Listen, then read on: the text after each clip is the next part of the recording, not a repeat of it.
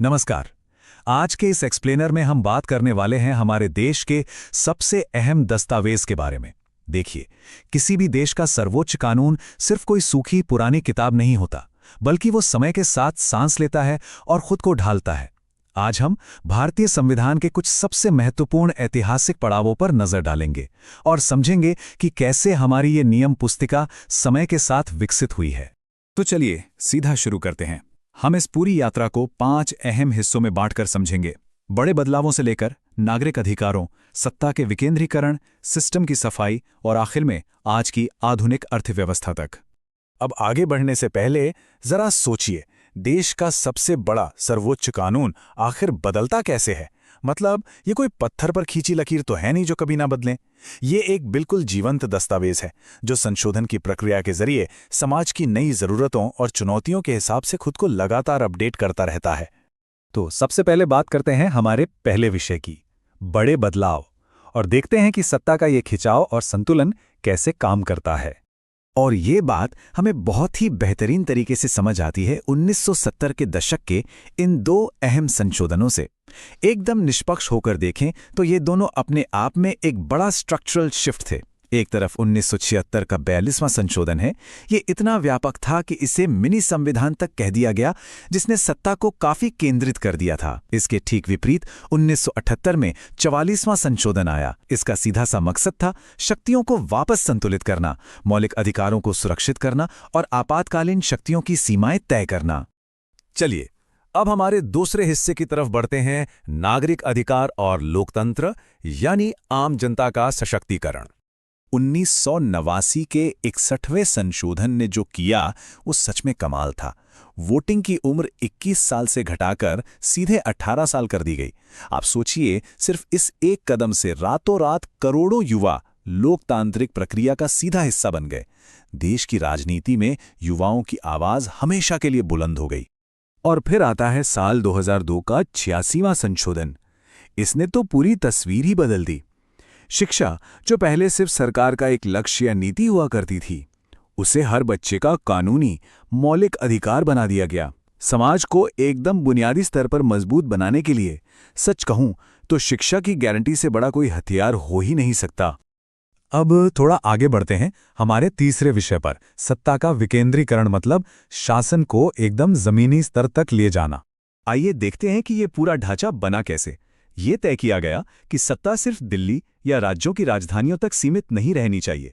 1992 में 2 बहुत ही ऐतिहासिक कदम उठाए गए।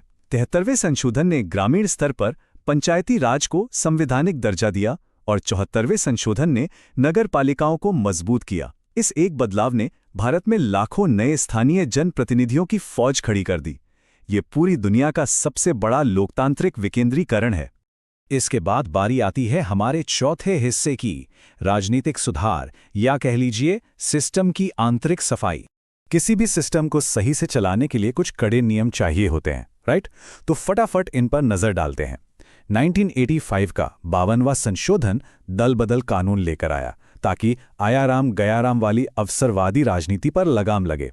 फिर 2001 में 84वें संशोधन ने परिसीमन को फ्रीज किया और 2003 के 91वें संशोधन ने मंत्रियों की बेतहाशा संख्या बढ़ाने की प्रथा को रोकते हुए मंत्रिपरिषद का आकार 15% तक सीमित कर दिया। अब इस आंकड़े के बारे में जो बात वास्तव में दिलचस्प है वो ये है कि 2001 के उस 84वें संशोधन का गहरा प्रभाव आज भी हमारी राजनीति पर है। इसने लोकसभा और राज्य विधानसभाओं की सीटों के परिसीमन पर 2026 तक रोक लगा दी।